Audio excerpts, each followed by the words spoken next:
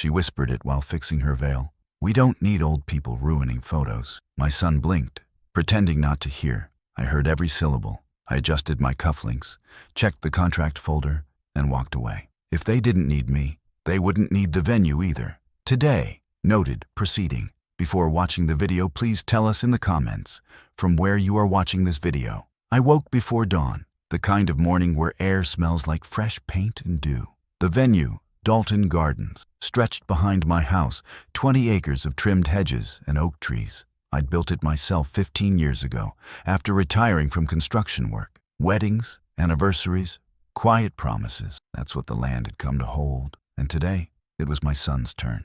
Tyler had chosen the property without knowing he'd chosen me too. I told him it'd be handled like any other client. He smiled, said he wanted to pay the full rate, though I planned to return every dollar after the ceremony. By 7, the vendors began arriving. Florists hauling boxes of white roses, caterers unloading trays of glassware. The place looked good. I watched from the patio as Olivia, my manager, moved with a clipboard in a tone that meant no detail escaped her. She'd been running this operation since my knees started giving out. "We'll need the family rehearsal by 9, she said, pointing to the schedule. Kayla's mother wants to redo the seating chart again. Denise Mercer had already been through 4 revisions. She liked symmetry, she liked control, and she didn't like being told no. Yesterday, she'd called me Mr. Dalton 3 times, even after I'd introduced myself as Tyler's father. I didn't take it personally. Some people think age makes you invisible. I'd stopped correcting them years ago. Tyler arrived around 8, half-dressed, tie undone, eyes tired. "Dad,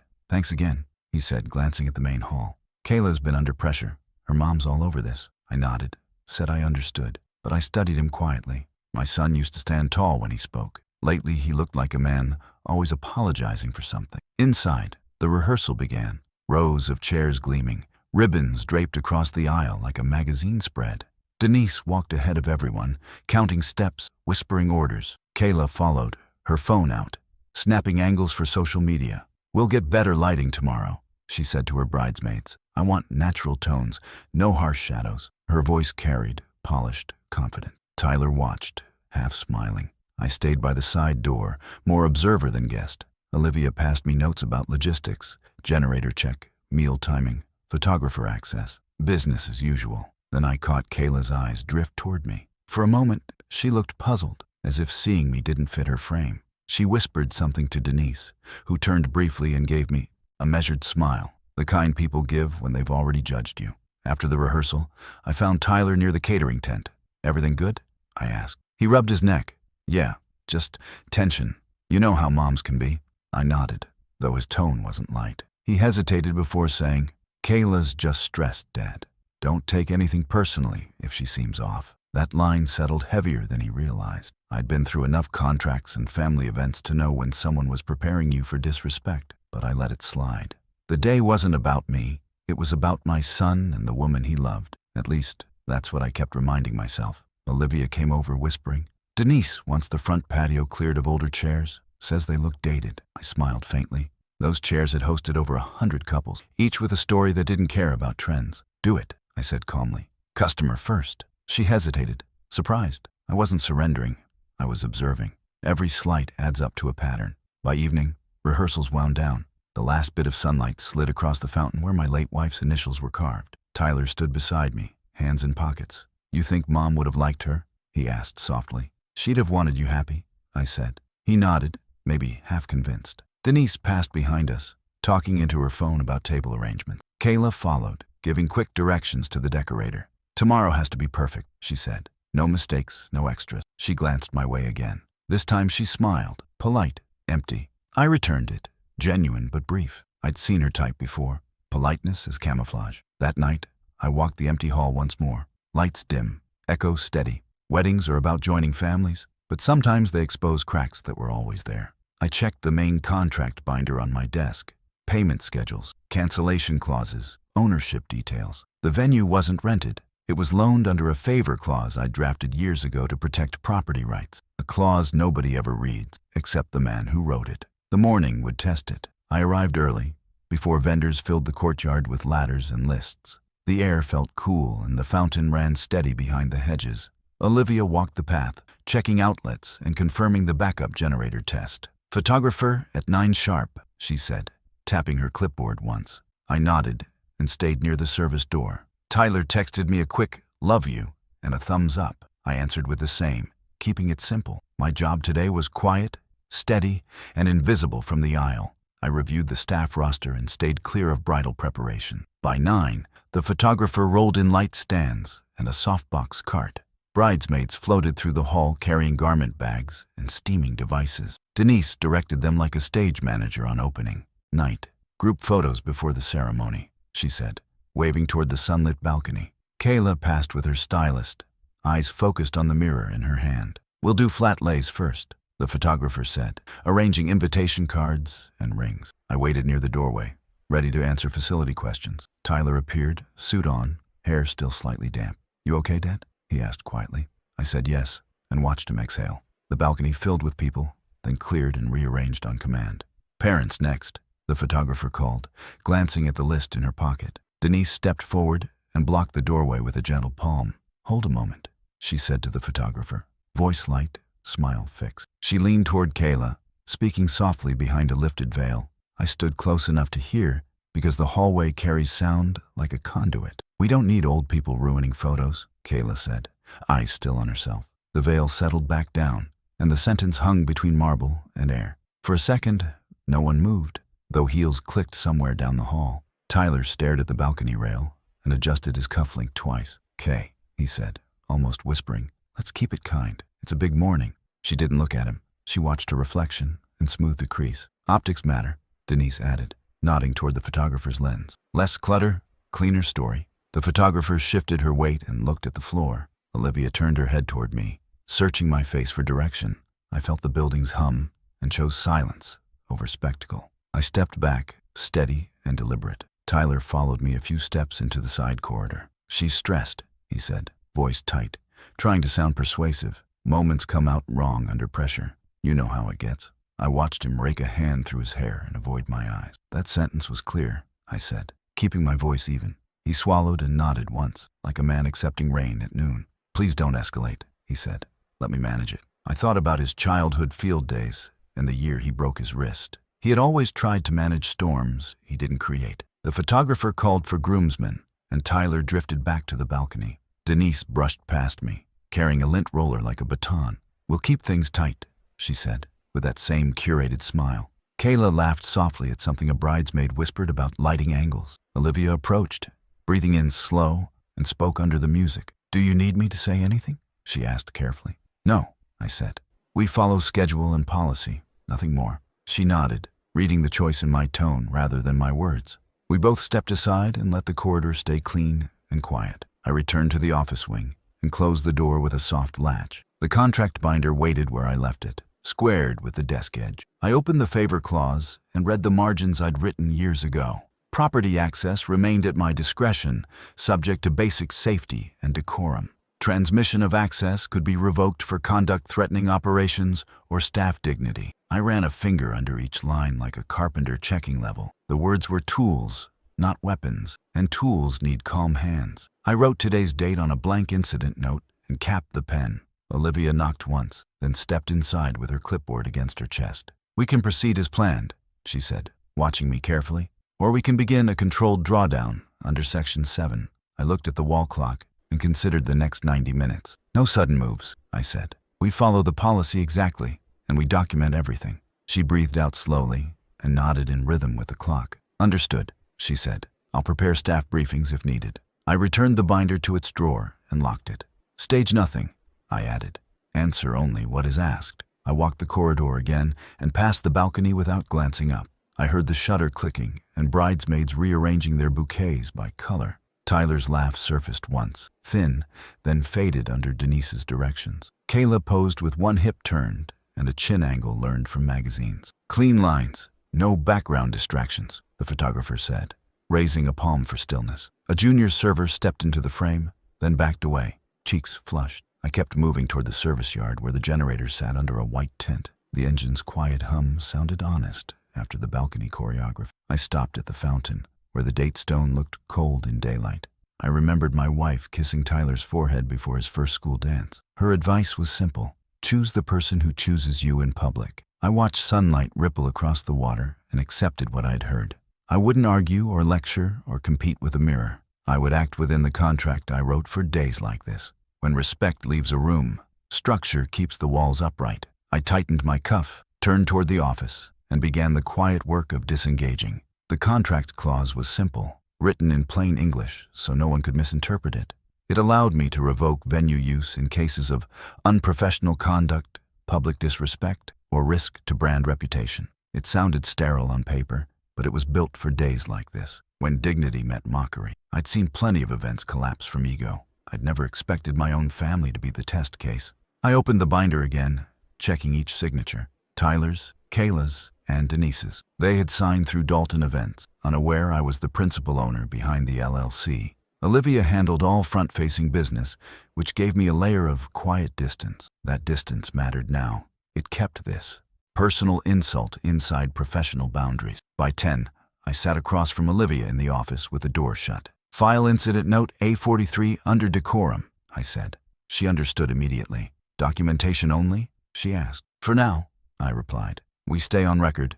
I'll decide on implementation later." She nodded, writing the timestamp and key phrase without asking questions. She was precise, loyal, and cautious, the kind of employee who believed in procedure more than gossip. Through the window, the ceremony prep looked like a movie set.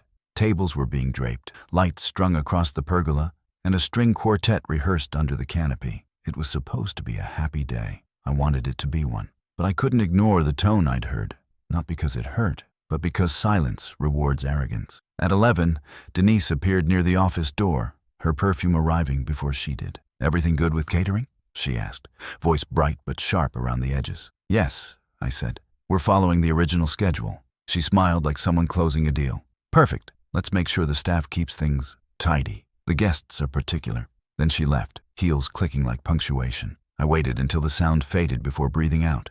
Olivia glanced at me. "You could still cancel without penalty," she said quietly. "You'd be within the clause." I looked at the framed photo of my wife on the corner shelf, her arms around Tyler at his college graduation. "Not yet," I said. "We don't act from anger. We act from accuracy." She nodded and returned to her checklist. I spent the next hour reviewing contracts, venue, catering, photography, electricity, and grounds maintenance. Each was cross-linked to the central clause. I had full discretion to suspend operations with written cause. It wasn't power, it was insurance. I'd built it that way after one client's father drunkenly insulted my wife's cooking during the opening year. She cried that night. I rewrote the terms the next day. By noon, the bridal party began final photos inside the hall. I stood on the patio, half hidden behind a column, watching Kayla laugh with her friends. Her smile didn't reach me, but it reached the cameras. Tyler stood beside her, careful and attentive, trying too hard to hold a perfect frame. A few guests started arriving early, unaware of the storm brewing beneath the polished surface. My phone buzzed. Olivia had texted, "Ready to initiate drawdown sequence if required." I stared at the screen. My thumbs hovered, but didn't move. This wasn't about ruining a wedding. It was about teaching boundaries, calmly, lawfully, without spectacle. I typed back, "Stand by. Confirm legal time window for notification." She responded, 3 hours minimum before ceremony start. All deposits refundable within 14 days. I glanced at my watch. Ceremony start was 3 p.m. That gave me until noon. It was already 12:07. The window had technically closed, but clause wording allowed immediate cessation for conduct breaches. It would hold up. I'd written it. Still, I waited. I watched Kayla pose on the stairway, holding a bouquet like a trophy. "Perfection," Denise said behind her. "No distractions, no clutter." She said it again, louder, glancing briefly toward me through the window. I smiled slightly, turned, and walked back to the office. Inside, Olivia looked up. "Decision?" she asked. I handed her the signed revocation form. "Process under Section 7, I said. "Standard protocol. Courtesy notice only." She nodded once, slid the form into a clear sleeve, and typed the notice for distribution. Effective immediately, Dalton Events has suspended all venue operations for today's event due to breach of decorum policy, the notice read. All payments will be refunded within 14 days. Access to the premises will cease upon receipt. Olivia looked up from the screen. "Do you want me to send it now?" she asked. I checked my watch. "At 1, I said. "Give them their lunch first." She smirked faintly, not amusement, but respect for precision. At 12:59, she pressed send. The email went to Denise, Kayla, the photographer, and the caterer simultaneously. The system logged it. At 1, the property status changed from event active to suspended. Security and maintenance received the update within a minute. Outside laughter still echoed. Cameras clicked. Nobody knew yet. I poured myself a small glass of water, drank slowly, and looked out the window again. Weddings end fast when respect leaves early. Olivia and I walked the service corridor with steady, practiced steps. She carried the suspension packet. I carried the master keys. "We begin with vendors," she said. "No drama, full refunds, written explanations only." I nodded and kept my voice even. "We follow sequence, no ad-libbing." The air smelled like lemon cleaner and cut flowers. The quartet rehearsed somewhere near the pergola. I set my phone to record timestamps for every action taken today. Precision mattered more than opinion. Olivia lifted her radio and waited for my nod. I gave it, and the plan began moving forward. We met the photographer first, near the grand stair. She adjusted a lens, then straightened when she saw the forms. "We're suspending operations," Olivia said, calm and clear. "Contract breach under decorum policy." The photographer looked from me to the paper, then exhaled. "Understood," she said. "Do you need gear moved now?" I said yes, and offered a cart and 2 staff. "Invoice your time until this minute," I added. "We'll honor it." She nodded, unclipped a light stand, and spoke into her assistant's ear. "Pack quietly, no commentary. Good vendors understand when dignity outranks production." We crossed into the catering tent, where steam rose from silver trays. The head chef looked up surprised, then listened to Olivia's explanation without interrupting. "We'll box paid portions," he said. "Guests can collect on the way out." I approved and pointed to the delivery gate. "Use the south access road," I said. "Staff will guide you." He shook my hand once, not as a friend, but as a professional. "No hard feelings," he said. "This happens more than people think." I respected him for that line. It kept the room adult. Security met us by the back door and received 2 instructions only. "Control entry," I said, "and escort staff, not guests." The supervisor repeated both lines back to me. Repetition prevents mistakes when nerves start talking. Olivia sent a text to maintenance. "Shift to neutral posture. No decorative task. Prepare closure." The reply came within seconds. Acknowledged. We kept walking, pace slow but constant. Kayla's laughter floated from the hall, bright and shaped for cameras. I didn't look in her direction. Action is quieter when your eyes don't chase attention. I called Tyler and kept my voice level. "Meet me by the office door," I said. 5 minutes. He arrived in 3, face tight, jacket open. "What happened?" he asked, eyes already scanning for fires. "We've suspended operations under contract," I said. "Refunds are in motion." He held my gaze for a long second, then swallowed. "Because of what she said," he whispered. "Because standards must hold," I answered. He rubbed his brow and nodded once. "What do you need from me?" I told him the simple truth. "Stay neutral. Help your friends collect belongings. Leave messaging to us." Denise appeared next, drawn by the sudden shift in staff pattern. She smiled with practiced calm and raised her chin. "There seems to be confusion," she said. Olivia handed her the notice without ceremony. Denise read it, blinked twice, then looked at me. "This is a misunderstanding," she insisted. "We can smooth everything over." I kept my tone steady. "The venue is closed for today. Refunds will be processed within 14 days. She tried another angle. "Think of the guests. Think of Tyler." I had, deeply. "The policy applies to everyone," I said, "including family." Guests began sensing a change before hearing any words. The quartet stopped mid-phrase, then packed their instruments with careful hands. Servers brought out labeled food boxes and arranged them along the service counter. Olivia addressed staff in a short huddle. "No opinions, no apologies," she said. "Offer water, offer directions, offer boxes." That phrasing kept people anchored. I signed 2 vendor receipts and initialed the departure log. Every tick on the page was a rail holding the train in place. We moved on to the power board and switched lighting to the closure preset. Kayla finally approached, veil lifted, bouquet still. "Perfect. What is this?" she demanded, scanning faces for someone to blame. "We're closed," I said, keeping my voice neutral. "You'll receive full refunds." She laughed once, short and hard. "You can't do that. This is my wedding." Olivia spoke before I could. "Dalton Events is exercising its right under Section 7. Kayla looked stunned, then angry, then strategic. "Tyler, say something," she said. He stood beside me but didn't speak. The silence made the message clearer than any speech. She shook her head and stepped back, phone already rising. I asked security to keep a respectful corridor open to the parking area. No one shouted. No one rushed. This was a controlled landing, not a crash. The florist loaded blooms into a van, handling every stem like a promise that changed plans, not value. A bridesmaid cried quietly near the arch and accepted a water bottle from a server. "I'm sorry," the server started to say. Olivia touched her elbow gently. "Water only," she murmured. Words can turn a clean action into a messy argument. We protected the action. In the office, Olivia queued refunds and printed receipts for anyone who wanted paper copies. I authorized a goodwill stipend for vendors who lost time. "Keep your teams paid," I said. "Today isn't their fault." She logged each entry and set a batch release for the bank. I sent a short message to our attorney with the notice and timestamps. "FYI only," I wrote. "No further action expected." He replied with a single line. "Solid footing."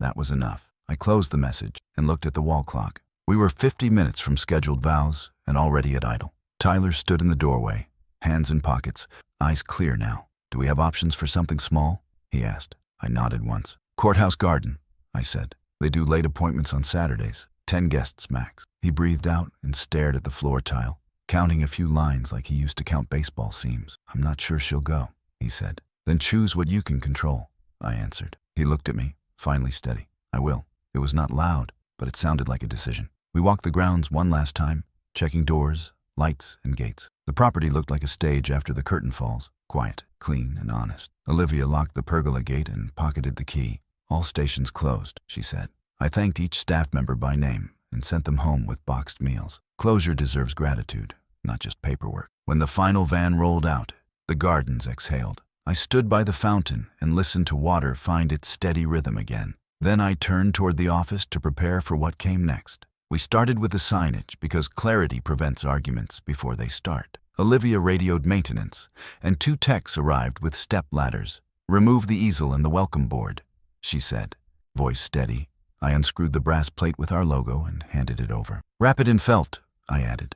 "No scratches." A bridesmaid reached the steps, then stopped, phone raised halfway. "Is this a joke?" she asked, eyes wide and unsure. "No," Olivia answered. "Venue is closed. Please follow staff to the exit." The bridesmaid nodded once and turned, silent. Wordlessness moved faster than any announcement. Inside the hall, the photo team still had lights near the staircase. "We'll help you roll these," I said, offering a dolly. The lead nodded, measured and professional, already adjusting her plan. "Power down first," she told her assistant, pointing to the strip. He unplugged each cord, looping them with a practiced twist. "We'll invoice the morning rate only," she added quietly. "Thank you," I said. "We'll honor it." A groomsman hovered near the railing, then slipped away. People understand when a stage is closed, even before anyone says it. The lens caps clicked like polite final sentences. We moved to power and access next, the part guests rarely notice. Olivia unlocked the utility cabinet and read the switch labels aloud. "Hall chandeliers to low," she said. "Pergola stringers off, garden path lights on." I keyed the gate panel and set access to staff only. Security staffed the archway with 2 people, both calm and alert. "Direct guests kindly. No repeating reasons," I reminded them. "Water is available, so are ride shares." The supervisor repeated the line, then handed a guest a map to parking. Precision lets pressure pass through without catching fire. The ground stayed orderly, catering boxed meals while servers created a quiet line. 2 per person, please," Olivia instructed, keeping her tone even.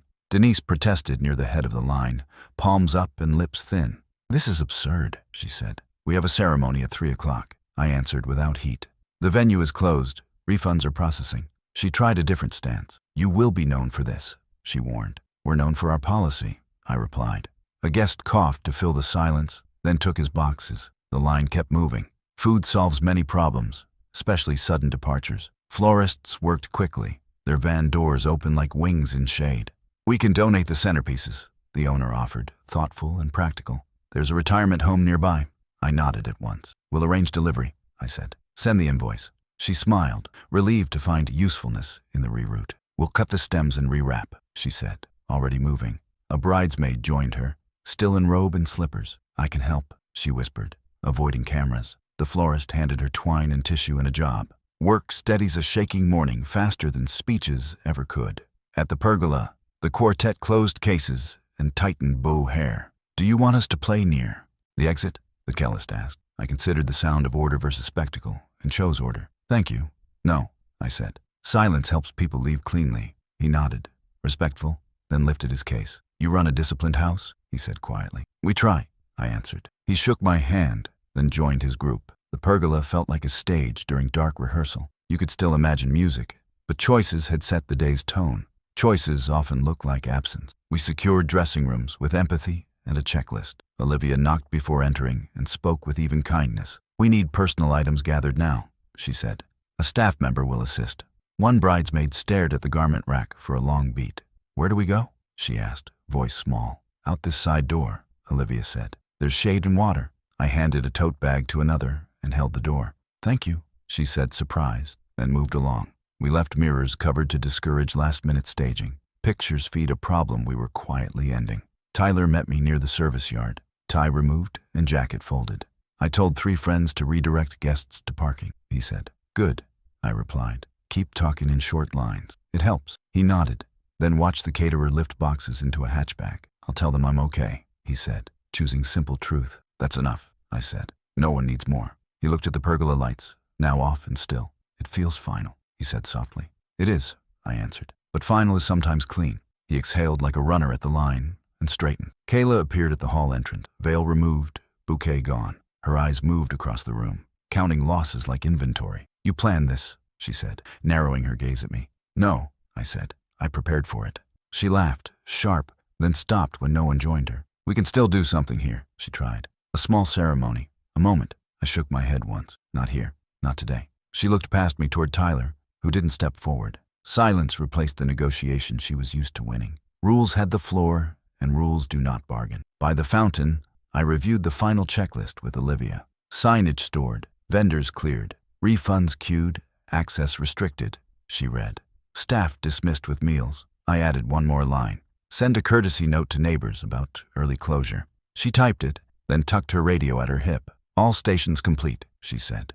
We locked the office, set alarms, and walked to the gate. Security closed it behind the last car, then logged the time. The venue stood quiet, trimmed, and intact, like a home that respected itself. We had pulled it cleanly, without spectacle. I called the courthouse garden and spoke to a clerk who knew my voice. "Late window open," she said. 2:30, 10 guests, small, arch. I booked it, then texted Tyler the address and a short plan. "Bring license, bring rings, bring 2 witnesses," I wrote. He replied with a single word, "Coming."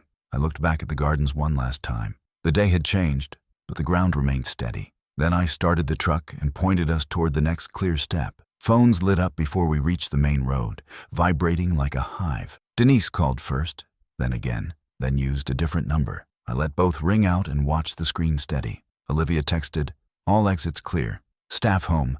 Gate sealed at 1:42. I replied, "Good work. Archive everything." Denise finally left a voicemail dressed as kindness. "Frank, darling, we can still adjust optics," she said smoothly. "Let's reset the schedule and get everyone smiling again." I saved it, tagged it, and did not respond. Control learns faster when echoes don't return. Kayla's message arrived next, sharp and clipped through her teeth. "This is sabotage," she said. "You've humiliated me and hurt your son." I read it twice and typed a short reply. "Venue policy executed after breach. Refunds issued.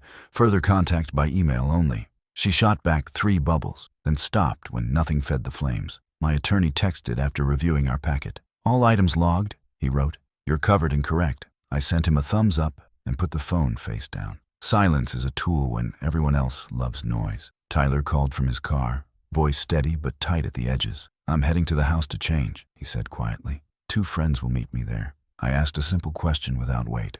"Are you okay driving?" He said yes, then thanked me for asking. "What's Kayla saying?" I asked, keeping it neutral and short. "That we can still stage photos at a hotel," he answered. I told her I'm done with stage things today. We let that sit between us like a seatbelt. "Text me when you're ready," I said. "I'll be outside." Denise tried a new angle with a long text dressed in concern. "Guests are confused and upset," she wrote. "Please release the space for an hour." I replied with 1 sentence and a line of policy. "The premises are closed under Section 7. Access resumes tomorrow at 9. She wrote back, "People will talk," with a warning tucked inside. "People always talk," I answered. "Our records will stand." Olivia forwarded 2 guest emails that asked polite questions. I sent a standard response template with times, refunds, and directions. Order moves faster than outrage when it stays specific. A private number called, then left a message from a journalist tone. "Hearing about a canceled wedding," the voice said. "Looking for comment." I forwarded it to legal and wrote a single line. "No comment. Private event. Routine policy. Olivia asked if staff should post anything online. Post nothing, I replied. Say nothing. Be kind in person only. She sent back a checkmark and a note about the florist donation. Delivered to Harborview Home, she wrote. Residents clapped. I smiled once, then let it pass. Good acts don't need banners to stay true. Kayla called Tyler while I waited outside the house. He put her on speaker at arm's length. You embarrassed me, she said, voice trembling under the surface. Fix this now. Tyler looked at me, then spoke slowly. It isn't his job to fix disrespect, he said. It's ours. She pivoted fast, like someone used to winning by momentum. We can still have beautiful photos, she said. Our friends flew in. Tyler leaned against the car and closed his eyes. I want a marriage, not a shoot, he answered. The line went quiet, then clicked away. Denise texted again, now with caps and exclamation points. We will hold you responsible, she wrote. This will cost you. I took a photo of the message and archived it. Then I typed a measured reply and read it twice before sending. All funds returned, all vendors paid, all steps documented with counsel. She sent a storm of dots and then nothing. The storm always pauses when it meets a wall. I checked the time and the courthouse confirmation again. The garden would be ready at 2:30, quiet and simple. Quiet and simple sounded like oxygen. Friends arrived, knocked once, and followed Tyler inside without big words. One placed a hand on his shoulder and asked for tasks. Get the rings, get the license, get comfortable shoes, Tyler said. I pressed a garment bag into his hand with a clean shirt.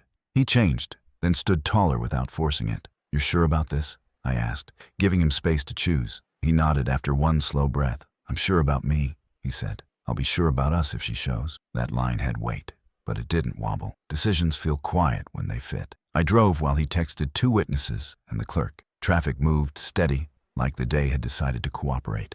My phone buzzed every few minutes with new attempts to pull us back. I let each one pass and kept both hands steady on the wheel. Tyler stared out the window and counted streetlights, like old practice. Thanks for not yelling, he said finally, half smiling. Yelling never fixed a house frame, I answered. Angles and nails did. He nodded, then looked forward and sat straighter. The courthouse garden came into view, green and honest under afternoon light. I parked beside the courthouse annex and checked the garden gate lock. The entrance sign listed hours and a phone number for after-hours access. I called, introduced myself, and confirmed our 2:30 appointment. Small party, 10 guests maximum, the clerk said. No amplified music, no confetti. Understood, I replied. We'll keep it quiet and brief. Tyler studied the arch, breathing evenly for the first time today. This feels real, he said softly, almost surprised to hear it. Real is good, I answered. The wind shifted through maples, and the place smelled clean and green. We found the clerk at a side desk with a ledger. She wore a simple pin that said, County Civil Services. Nothing fancy. Officiant is available, she said, tapping a schedule square. Judge Stanton can spare 15 minutes. That's enough, I said. We're here for vows, not theater. Tyler nodded, hands finally still at his sides. Do you require witnesses? She asked, looking between us politely. 2 are en route, I answered. Friends who know us well. She printed a permit and slid it across the desk. No drones, no commercial photography, she added. Phones are fine if discreet. I stepped aside and wrote 2 short texts with steady thumbs. First to Kayla. Ceremony moving to courthouse garden at 2:30. 10 guests maximum. No staging, no speeches, no photographer. You are welcome if you agree to these terms. Then to Denise. Same details. Any disruption ends access immediately. Tyler read both, then looked at me. Thank you for keeping it simple, he said, voice clear. Simple hold, I answered. The clerk glanced up once, reading tone more than words. Judge will meet you at the arch, she said. Please be ready at 2:30. I walked the perimeter and mapped arrivals with my eyes. 1 path from sidewalk, 1 from lot, both easy to monitor. I'll take the sidewalk, I told Tyler. You stand by the arch. He nodded, straightening his jacket without fuss. Our first witness arrived, carrying a small notebook instead of flowers. Proud of you, he told Tyler, voice low and grounded. The second witness brought bottled water and a simple gold pen. Sign with this, she said. It writes on anything, even damp paper. Tyler smiled once, then exhaled like he finally trusted gravity again. I sent 3 courtesy messages to people who needed clarity. 1 to Olivia. We are safe and on schedule. 1 to our attorney. Relocation proceeding? No press, no problems expected. 1 to the florist. Your donation lifted spirits at Harborview. Thank you. Tyler checked his phone and then tucked it away. She read the message, he said quietly. No reply yet. We proceed either way, I answered. He looked at the maples and nodded once. Firm. I'm not bargaining with disrespect, he said. That sentence sounded like a beam clicking into its bracket. I approached the clerk with one more request that kept the frame steady. If guests arrive unlisted, please direct them to the front desk. She understood immediately and wrote 2 names on a card. Only these people may approach the arch, she said. Anyone else waits outside. Thank you, I said. We want quiet, not conflict. She tapped the radio clip to her belt and called the garden custodian. Please stand by the gate, she said. Offer directions, not reasons. The phrasing matched the day's discipline. Reasons invite argument. Directions move feet. Tyler asked if we should buy a small bouquet from the lobby kiosk. Only if you want one, I said, keeping it neutral. He considered and then shook his head with a small smile. I want her hands free, he said. Nothing between us? Good, I replied. That keeps pictures honest. He glanced at me and laughed once, short and kind. No more pictures, he said. Just a record and a memory. The witnesses stood a respectful distance away and checked the time. The air held that quiet just before something clean begins. My phone buzzed with a short text from Kayla. I'm coming, she wrote. No photographer, no posts, just vows. I read it aloud without extra meaning. Tyler's shoulders dropped half an inch and his jaw unclenched. Thank you for telling me, he said. Now breathe, I answered. Then stand where you want to stand. He chose the left side of the arch, a step toward shade. I want the sun on her, he said. Practical and gentle. It will read better on her face. The clerk smiled at the decision, small but thoughtful. I prepared a final boundary in case nerves arrived dressed as chaos. I asked the custodian to hold the gate briefly after the judge entered. We allow late arrivals after vows begin, I said. Not before. He nodded and set his watch 10 minutes forward. I will open at 2:40, he confirmed. No arguments at the chain. Thank you, I replied. Tyler checked the ring box and turned both circles in his palm. We're not hiding anymore, he said. Today is clear. The garden held its breath, then let it out in a warm, ordinary breeze. I stood 3 paces behind Tyler and watched the path. My job was guardrail, not director, and the line stayed simple. If you feel rushed, pause, I told him softly. The moment belongs to you.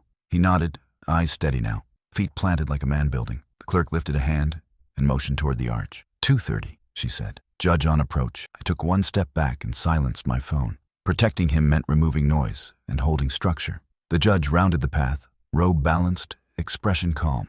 We were ready to begin what actually mattered. Kayla arrived at 2:28, hair pinned simply, veil left in the car. She walked without hurry, eyes clear, hands empty, shoulders squared. No photographer? She said first, stopping near the arch. No posts, I confirmed. Tyler stepped forward, not too fast, not tentative either. Thank you for coming, he said, voice steady and light. She nodded and looked around the garden, then back to him.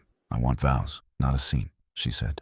We agree, Tyler answered. The judge approached with the clerk and a thin folder. Good afternoon, he said calmly. We'll keep this short and earnest. The judge positioned them beneath the arch and asked for the license. Tyler handed it over with the pen our witness brought. You may hold hands, the judge said. You may also pause whenever needed. Kayla exhaled slowly and reached for Tyler's hands.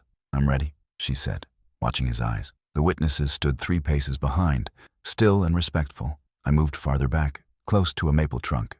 We will begin with a brief statement, the judge said. Then your personal words. His tone was kind, not ornamental. The garden quieted like a room adjusting its breath. Marriage is agreement maintained in public, the judge said, voice even. It is care made visible, not just felt. He looked at them both, and then closed the folder halfway. Please speak to each other, not to me. Tyler went first, because stepping forward fits him. I choose simple truth today, he said. I will defend it with calm. He squeezed her hands once and continued. I will earn your trust in small daily ways. He paused, then added one line that didn't wobble. I won't trade respect for optics. Kayla blinked, absorbing the line without flinching. Kayla lifted her chin slightly and spoke without decoration. I came here because a marriage is not a brand, she said. I will not run our life like a campaign. She took a breath and kept going. I will not rank people by their usefulness in photos. The witnesses did not move. The judge did not interrupt. I will speak carefully, even when cameras are near, she added. Tyler listened, shoulders settling into a steadier frame. I will repair with action, not captions, she finished. The judge nodded once, signaling a clean landing for her words. Rings, the judge said gently. Tyler opened the box and offered her the smaller band. With this ring, I join my choices to yours, he said. He slid it on slowly, without performance. Kayla lifted the other band and looked at his hands. With this ring, I choose the person, not the picture. she said. The metal settled. The judge waited 2 beats, and then closed the folder. By the authority granted me by the state, he said, I pronounce you husband and wife. He smiled briefly. You may seal your vows as you wish. They kissed once, brief and calm. No applause followed, only a shared exhale. The clerk stepped forward with documents and the gold pen.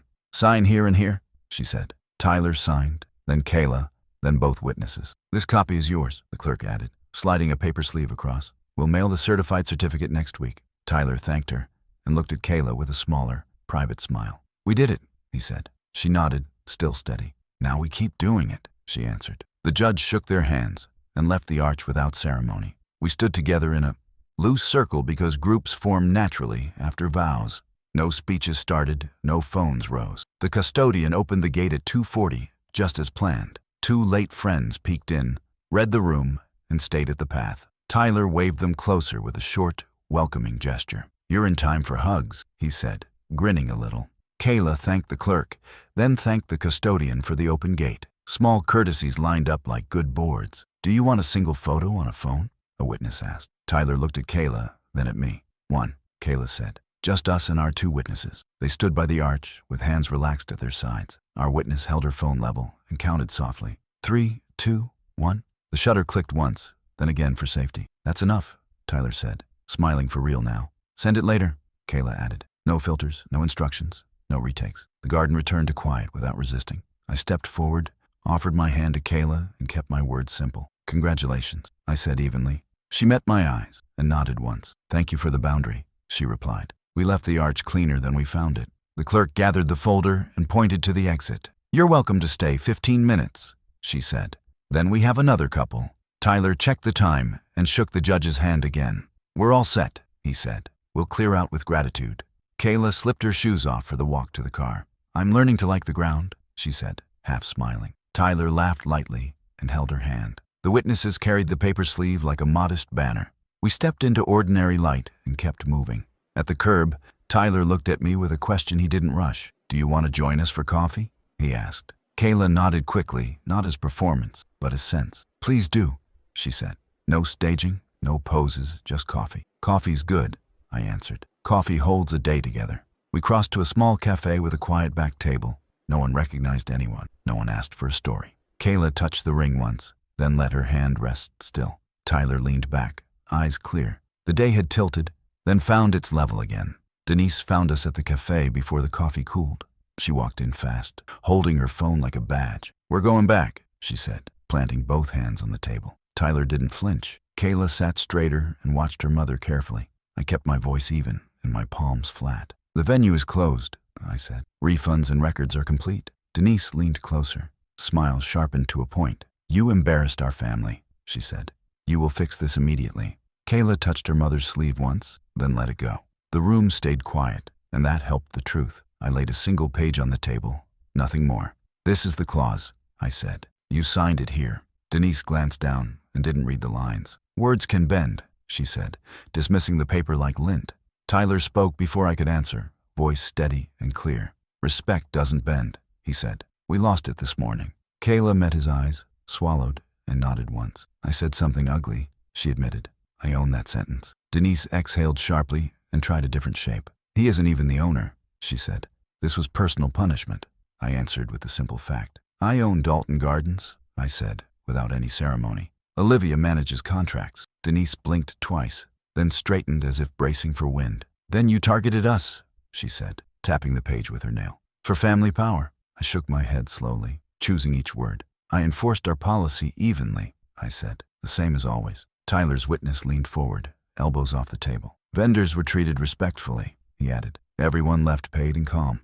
Kayla's gaze moved between us like a scale finding level. What happens now? She asked quietly. We set terms, I said, and we keep them. Kayla folded her hands, and the posture looked like readiness. What terms? She asked. Not defensive, not timid either. I placed a pen beside the page and listed them simply. First, a written apology to staff and vendors today, I said. Name the exact behavior. Tyler listened without interrupting, then nodded once. Second, no social media spin, I continued. No blame, no performance. Denise frowned like someone tasting a bitter peel. You want groveling? She said, lifting her chin. I want accuracy, I said. Accuracy restores trust. Kayla rubbed the ring with her thumb and considered. What else? She asked, steady. Third, family boundaries, I said. I am not decoration in your life. Tyler breathed out slowly, shoulders easing into a truer frame. Fourth, respect is public, not private, I added. No exceptions. Denise scoffed, then tried another lever. Guests demand answers, she said. They need a narrative. Kayla shook her head and closed that door. They need truth, she said. We canceled our optics today. Tyler turned to her, measuring the weight of that sentence. Can you write it? He asked. No hashtags, no edits, no photos. She nodded once, then looked at me. I'll write it now. Denise reached for the phone, but Kayla kept her grip. I'll write it, she repeated, firmer now. The cafe hummed with plates and a quiet grinder. I pushed a napkin toward her with the pen. Start with staff, I said, then guests. Tyler's witness opened his notebook to a clean page. I can help with structure, he offered gently. Kayla nodded and took a breath that didn't wobble. To Dalton staff and vendors, she wrote. Today I disrespected a member of this family. She paused, then continued with careful, unadorned lines. The words began doing the work speeches never do. Denise tried one last angle wrapped in concern. This will follow us, she warned, voice smaller now. People never forget. I kept my answers simple and exact. They remember how you repair, I said, not only what you break. Tyler read over Kayla's shoulder without correcting tone. No excuses, he said softly, just the fact and the fix. Kayla finished the staff note, then wrote a shorter guest message. Ceremony relocated, she wrote. We chose vows over optics. She set the pen down and looked at me. Will this hold? She asked. If actions follow, I said.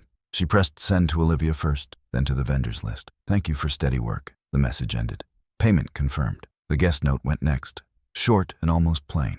We married quietly, it read. We're grateful for your patience. Denise stared at the table like the wood had betrayed her. You've undermined months of planning, she said, voice drained of polish. Tyler reached for Kayla's hand and didn't look away. We started a marriage, he said. That was the plan. The cafe door opened and closed behind two strangers. Life kept moving, which felt correct. I added one last boundary because unfinished lines cause trouble. There will be no public disputes about today, I said. If one appears, I'll publish the clause in the timeline. Denise lifted her head, calculating, then finally stopped. Understood, she said, tired and tight. Kayla stood and faced me without script or smile. I'm sorry, she said, not for the venue, for the words. I held her gaze and let the apology land. Thank you, I said. Apologies carry weight when they travel in daylight. Tyler rose too, and his voice stayed calm. We'll handle family from here, he said. We left the cafe into a light that didn't strain the eyes. Kayla forwarded her messages to Olivia for records, then put her phone away. No posts today, she said. No posts for a while. Tyler nodded and squeezed her hand once. We'll visit the staff next week, he added. In person, not just email. I promise to be there and to stay quiet unless needed. This isn't leniency, I said. It's structure after damage. Denise stood by the curb, studying traffic like it held an answer. I'll adapt, she said finally, almost to herself. The day turned a gentler corner. I opened the office early Monday and let the building settle. Olivia arrived with a legal pad and a calm expression. Vendor refunds cleared overnight, she said. Receipts archived and acknowledged. I reviewed the ledger and initialed each line. Good, I said. Close the incident when staff debrief finishes. She folded the pad and waited for my plan. We host a 15-minute stand-up, I added. Facts only, no stories. The gardens were quiet, and the fountain's rhythm felt restorative again. Structure had carried the day. Now structure would finish the week. Staff gathered by the pergola gate at 9 sharp. I thanked them first, then outlined decisions in 4 sentences. We enforced policy, I said. We protected dignity. We paid everyone. We stayed calm. Olivia distributed copies of Section 7 and a short Q&A sheet. If asked, refer to operations, she said. No personal commentary. A server raised a hand and spoke carefully. Guests were surprised, she said, but they left respectfully. I nodded once. That's the goal, I replied. Order over noise. We dismissed them with paid time and a plan for rotating check-ins. Tyler and Kayla arrived that afternoon, dressed plainly and on time. Kayla held an envelope and didn't fidget. I came to apologize in person, she said. To staff, not just you. Olivia led us to the service hall where 2 teams waited. Kayla faced them with steady eyes and clear words. I disrespected a family member in your workplace, she said. I am sorry. She didn't explain. She didn't pose, and she didn't cry. The chef shook her hand and nodded once. Words were clean, he said later. Clean was the right standard. Clean travels. Denise requested a meeting that evening and chose my office, not a restaurant. She arrived alone and placed her phone face down. I sent written apologies this morning. she said. No posts, no press. I kept my tone even. Thank you, I said. That matters. She looked at the garden and exhaled slowly. I built an event and forgot the people, she admitted. That won't happen again. I didn't praise or punish. I confirmed boundaries. Respect must be public, I said. It's not optional. She nodded once, as if measuring a line she could finally see. Inquiries rose the next week because vendors talk more than guests. Photographers called to compliment the clean drawdown. Caterers asked about our contingency scripts. Send them the policy, I told Olivia. Let the document do the speaking. We added 2 sentences to our contracts about harassment and optics. Nothing dramatic, just precise language built from Saturday's lesson. Tyler stopped by between errands and stood taller without trying. We're learning quiet habits, he said. Small dinners, no staging. He smiled lightly. It feels like the real thing. That sentence landed like a beam set level. We hosted another wedding 2 Saturdays later under clear skies. I watched from the patio and listened for the tone that tells the truth. The bride hugged our oldest server after rehearsal and thanked her by name. The groom asked where to stand, so grandparents felt seen. Olivia checked the lights, then checked the staff break schedule. Everything steady, she said. Everything ordinary. Ordinary matters more than applause in this business. The ceremony started on time. The vows sounded like people, not posters. I felt the property breathe, then hold firm. Kayla invited me to dinner at their apartment the following week. The table was set simply. Phones stayed in a drawer. No captions tonight, she said, half smiling. Just stew and bread. Tyler poured water and passed the salt without fanfare. We ate, then walked, then sat in an honest living room. I'm still embarrassed, she admitted, but I'm more grateful than ashamed. I answered without embroidery. Gratitude builds? Shame stalls? She nodded, then asked for practical advice. How do I show respect when pressure rises? I offered 3 lines. Speak short, decide slow, repair fast. Denise joined us for coffee the next afternoon, minus perfume and announcements. She handed Tyler a small photo in a plain frame. From the garden, she said. No edits. The image showed 2 people under an arch, hands relaxed and eyes steady. Kayla traced the matte edge and smiled quietly. It's enough, she said. Denise looked at me and didn't flinch. Thank you for stopping me, she added. I didn't know I needed stopping. I kept my reply simple. Boundaries keep rooms safe, I said. Even for the loudest person. Olivia and I reviewed our debrief memo and closed the file. Do you want a training session for new staff? She asked. Yes, I said. Call it Calm is Policy. We built a short script around 3 anchor moves. First, redirect with directions, not reasons. Second, document in real time, not later. Third, end actions cleanly, without commentary. We printed the script and taped it near the radios. The team appreciated instructions that fit in a pocket and in a tense moment. Tools belong in hands, not only in binders. On a quiet evening, Tyler stopped by with 2 cups of coffee. We stood by the fountain where my wife's initials catch the last light. I wondered if Mom would approve, he said. She liked clear lines, I answered. She also liked good coffee. He laughed softly and watched the water ripple. Kayla's learning them, he said. So am I. I let the moment rest without adding weight. Some truths don't need nails. Gravity holds them. He finished his cup and hugged me, not rushed and not staged. Thank you for being steady, he said. I locked the office and walked the path toward home. The venue lights glowed at the low setting we use after hours. Chairs were stacked, floors were clean, and contracts were filed. Order isn't cold when it protects what matters. It simply keeps the frame true so people can stand inside. A single phone photo from the garden sat on my desk, already printed. 2 faces looked forward, unposed, grateful, and plain. Balance isn't symmetrical here. It's honest. The work continues tomorrow, steady as water and quiet as a well-built door. I locked the office and walked the path toward home. The venue lights glowed at the low setting we use after hours. Chairs were stacked, floors were clean, and contracts were filed. Order isn't cold when it protects what matters. It simply keeps the frame true so people can stand inside. A single phone photo from the garden sat on my desk, already printed. 2 faces looked forward, unposed, grateful, and plain. Balance isn't symmetrical here. It's honest. The work continues tomorrow, steady as water and quiet as a well-built door. Stories like this remind us what respect and calm truly build over time. If you felt that too, give this video a like, share your thoughts below, and subscribe for more stories about quiet strength and family truth.